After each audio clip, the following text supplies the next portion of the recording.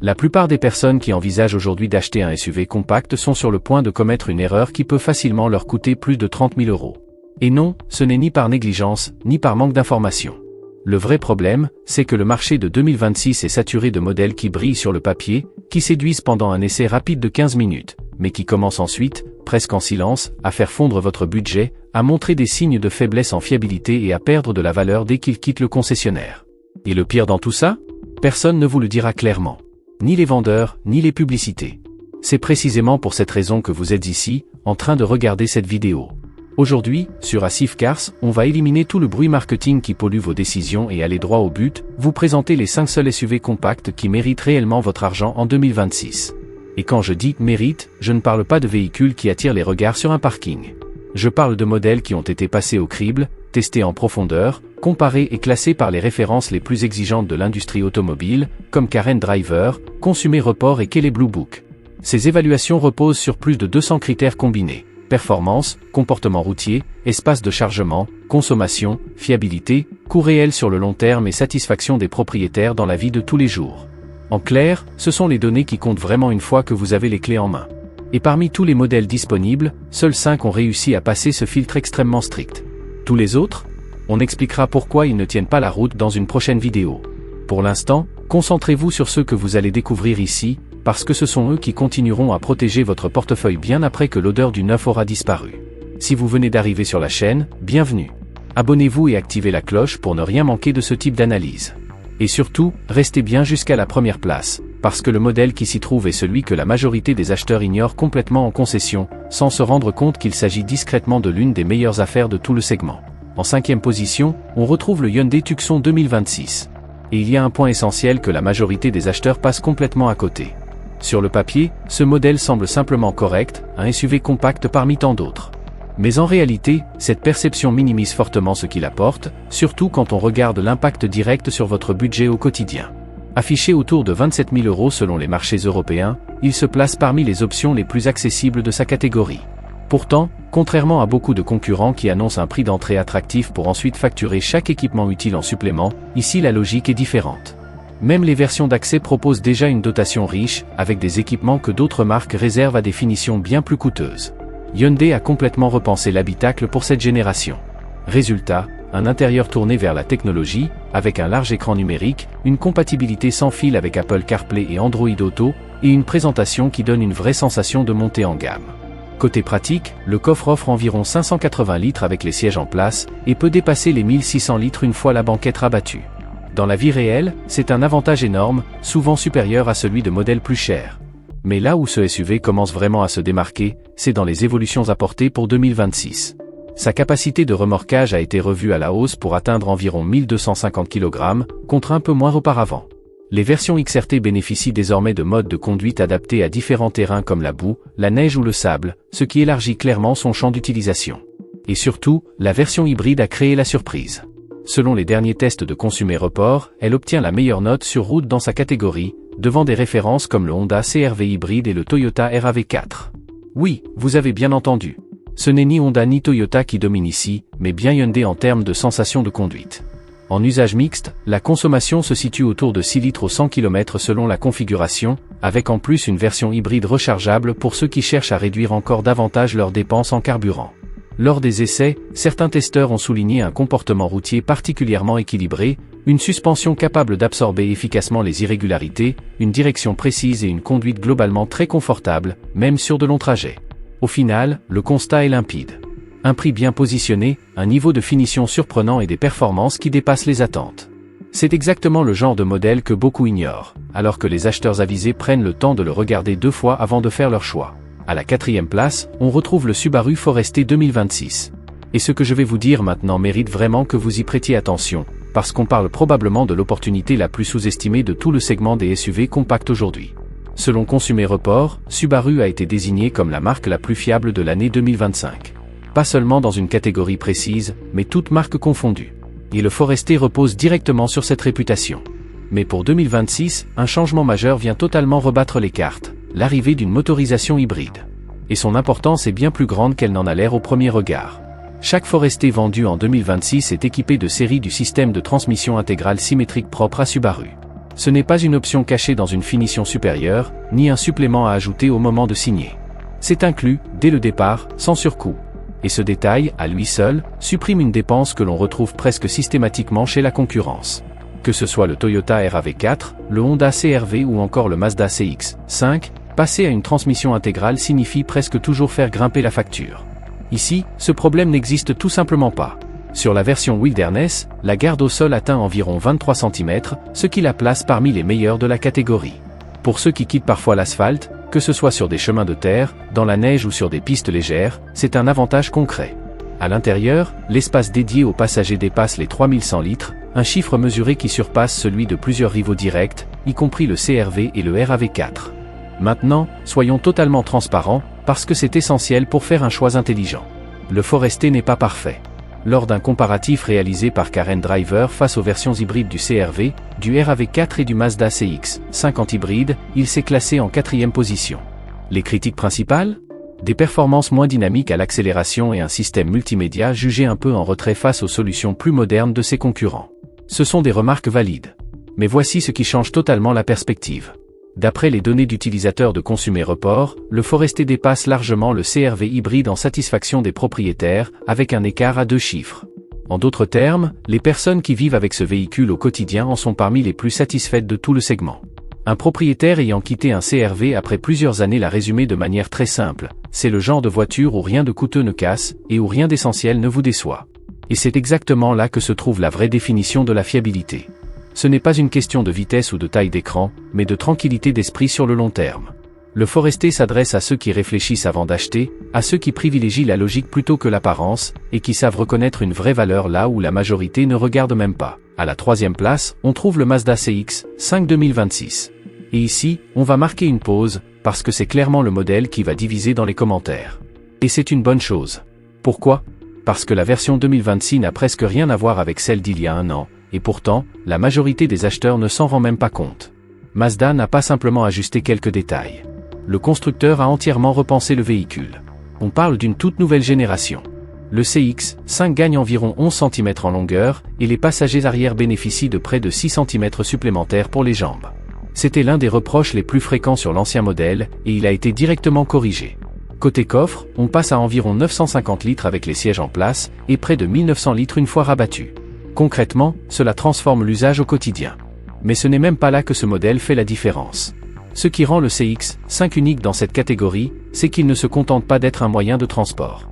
C'est le seul SUV compact de cette liste qui donne réellement envie de prendre le volant. Pas simplement acceptable pour aller travailler. Pas juste pratique. Réellement agréable à conduire. D'après Consumer Report, le modèle précédent affichait déjà le meilleur score de fiabilité prédite de toute sa catégorie, avec un écart d'environ 25% face à ses concurrents directs. Et tout indique que cette nouvelle génération va au minimum maintenir ce niveau, voire l'améliorer. De son côté, Kelley Blue Book souligne une expérience de conduite remarquable.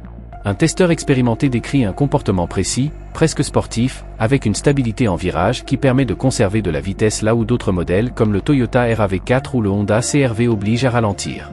Proposé à partir d'environ 28 000 €, ce modèle reste l'un des points d'entrée les plus accessibles du segment, tout en incluant la transmission intégrale de série. Les versions d'entrée disposent déjà d'un écran tactile d'environ 33 cm, tandis que les finitions supérieures montent jusqu'à près de 40 cm. L'ancien système de commande rotative disparaît complètement, remplacé par une interface moderne et intuitive. Le verdict est simple. Vous avez ici un véhicule qui domine sa catégorie en fiabilité selon les données, qui offre un plaisir de conduite que ses rivaux ne peuvent pas égaler à ce niveau de prix, et qui corrige précisément le principal défaut de la génération précédente. En dessous de la barre des 30 000 €, c'est un choix basé sur l'ingénierie, pas sur le logo. Avant de passer aux 2 premières positions, si ce contenu vous apporte une vraie valeur, prenez quelques secondes pour laisser un like. Cela ne vous coûte rien, mais ça permet à la chaîne de toucher davantage de personnes qui s'apprêtent à prendre une décision importante. Et maintenant, préparez-vous, parce que la suite va surprendre beaucoup de monde. À la 2e place, on retrouve le Honda CR-V 2026. Et oui, ce nom vous est forcément familier. Vous l'avez vu partout, chez tous les concessionnaires, et il y a de fortes chances que quelqu'un vous ait déjà dit que c'est l'un des SUV compacts les plus vendus. Mais c'est justement là que beaucoup d'analyses automobiles passent à côté de l'essentiel. Elles confondent popularité et excellence. Ce n'est pas la même chose. Le CR-V n'est pas ici parce qu'il se vend bien. Il est ici parce qu'il le mérite, et pour des raisons très précises. Kelley Blue Book lui attribue une note de 4,8 sur 5, la plus élevée de toute la catégorie cette année. Et cette note ne repose pas sur des chiffres de vente, mais sur des essais concrets et des évaluations détaillées. Dans un comparatif réalisé par Car & Driver opposant les principales versions hybrides du segment, dont le Toyota RAV4 hybride, le Mazda CX-50 hybride et le Subaru Forester hybride, le CR-V Hybrid Sport Touring s'est hissé à la première place. Les testeurs ont mis en avant un confort de conduite particulièrement soigné, une insonorisation remarquable et une fluidité globale difficile à égaler. En termes de performance, il atteint les 100 km/h en un peu plus de 7 secondes, ce qui le place parmi les plus rapides de ce groupe. Mais ce n'est pas là que se joue la vraie différence. Avec environ 72 décibels en pleine accélération, et un niveau sonore encore plus bas en conduite stabilisée sur autoroute, il se positionne comme le plus silencieux de sa catégorie. Et ce détail, invisible sur une fiche technique, change complètement l'expérience sur les longs trajets. Côté consommation, la version hybride affiche environ 6 litres au 100 km en ville et un peu plus sur autoroute, même avec la transmission intégrale. L'espace de chargement atteint près de 2100 litres une fois les sièges rabattus, soit nettement plus que certains concurrents directs comme le CX-50 hybride. Le modèle d'entrée débute aux alentours de 29 000 €, et pour 2026, une finition Trail Sport vient compléter la gamme avec une approche plus robuste, tout en conservant la motorisation hybride pour ceux qui souhaitent sortir occasionnellement des routes asphaltées. En matière de sécurité, la National Highway Traffic Safety Administration lui attribue la note maximale de 5 étoiles, et l'ensemble des aides à la conduite du système Honda Sensing est inclus dès la version de base. Un conducteur ayant parcouru de longues distances avec la version Hybrid Sport Touring l'a résumé de manière très parlante: après plusieurs heures au volant, on oublie presque la voiture. Et loin d'être une critique, c'est en réalité le plus grand compliment possible. Cela signifie qu'elle remplit parfaitement son rôle, sans stress, sans bruit inutile, sans fatigue. Le CR-V incarne une forme de maturité technique. Pas de démonstration excessive, pas d'effet spectaculaire, simplement un véhicule pensé pour accompagner le quotidien avec une efficacité redoutable et une constance que peu de modèles peuvent réellement offrir. Et on arrive maintenant à la première place, occupée par le Toyota RAV4 2026. Au début de cette vidéo, je vous ai dit que le modèle numéro 1 serait celui que la majorité des acheteurs ignorent presque instinctivement en concession. Laissez-moi vous expliquer pourquoi, et surtout pourquoi ce détail prend encore plus d'importance en 2026 que jamais auparavant. Cette année, Toyota a pris une décision radicale que très peu de constructeurs généralistes ont osé adopter dans ce segment: abandonner totalement les versions essence classiques. Chaque RAV4 2026 est désormais hybride, sans exception.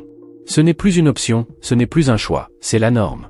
Et ce changement redéfinit complètement les attentes dans cette catégorie. Déjà en 2025, la version hybride affichait une consommation combinée autour de 6 litres au 100 km, tout en développant plus de 200 chevaux selon la configuration. À cela s'ajoute une capacité de remorquage d'environ 1600 kg, soit nettement supérieure à celle de nombreux concurrents, tout en conservant un confort réel pour 5 passagers. Pour 2026, Toyota va encore plus loin avec une évolution de ce système hybride, annoncé comme plus fluide, plus efficiente et mieux intégrée. Le tout est accompagné du système Toyota Safety Sense 4.0, la version la plus avancée de leur technologie d'assistance à la conduite. On y retrouve un régulateur adaptatif, un freinage d'urgence avec détection des piétons, une aide au maintien dans la voie, la surveillance des angles morts, l'alerte de trafic arrière, la reconnaissance des panneaux, ainsi qu'un système capable d'ajuster automatiquement la vitesse à l'approche des virages et de maintenir des distances de sécurité dans le trafic. Le modèle démarre aux alentours de 30 000 €, avec un habitacle entièrement modernisé. Un écran tactile d'environ 27 cm est désormais inclus de série, tandis que les finitions supérieures proposent une interface encore plus large. La connectivité sans fil pour smartphone est présente sur toute la gamme. Une finition GR Sport fait son apparition avec un châssis plus affûté et un design plus dynamique. De son côté, la version Woodland continue de séduire ceux qui sortent réellement des routes, avec des protections renforcées, des pneus adaptés et une garde au sol rehaussée. Et pour les trajets quotidiens, la version hybride rechargeable permet de rouler en mode électrique sur une distance suffisante pour réduire considérablement les dépenses en carburant. Maintenant, regardons les faits. Le RAV4 a été récompensé par Car & Driver dans son classement des meilleurs SUV et pick-up de l'année 2026. Il figure parmi les meilleurs en prévision de fiabilité selon Consumer Report. Et Edmunds le place dans le haut du classement des SUV compacts, en soulignant un point clé: la confiance sur le long terme. Si le RAV4 est l'un des SUV les plus vendus depuis des années, ce n'est pas grâce au marketing. C'est parce que des millions de conducteurs ont validé, avec le temps, sa capacité à ne pas décevoir. Et cette version 2026 pousse encore plus loin cette philosophie. Entièrement hybride, extrêmement polyvalente, elle devient la référence autour de laquelle tous les autres modèles sont comparés. Voici ce que vous devez retenir. Si vous cherchez un prix d'entrée attractif avec beaucoup d'équipements et un excellent volume de coffre, le Hyundai Tucson 2026 est un choix solide. Si votre priorité est une fiabilité durable avec une transmission intégrale incluse sans surcoût, le Subaru Forester 2026 s'impose logiquement. Si vous voulez du plaisir de conduite associé à une fiabilité prédite au sommet, le Mazda CX-5 2026 se démarque clairement.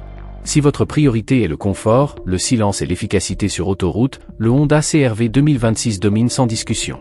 Et si vous recherchez un ensemble complet, capable d'exceller sur tous les critères majeurs, consommation, sécurité, satisfaction des propriétaires et valeur de revente, alors le RAV4 évolue dans une catégorie à part. Tout le reste sur le marché aujourd'hui, ce sont des distractions. Des modèles séduisants en apparence, bien mis en avant, mais qui, une fois le recul pris, ne rivalisent pas avec ce niveau de cohérence globale. Ces 5 modèles, ce sont les repères essentiels. Maintenant, c'est à vous de jouer. Dites-moi en commentaire lequel vous envisagez réellement, ou si vous en possédez déjà un, partagez votre ressenti après plusieurs mois d'utilisation, pas seulement après un simple essai. Ce sont justement ces retours concrets, vécus au quotidien, qui permettent aux autres de prendre des décisions plus intelligentes et d'éviter des erreurs coûteuses. Si cette analyse vous a aidé à y voir plus clair au milieu de toutes les options disponibles, prenez un instant pour envoyer cette vidéo à quelqu'un qui est en pleine recherche d'un SUV compact. Ce simple partage peut littéralement lui éviter de perdre beaucoup d'argent. Ici Audif Cars, on va continuer à décrypter le marché sans filtre. On se retrouve très bientôt pour la suite.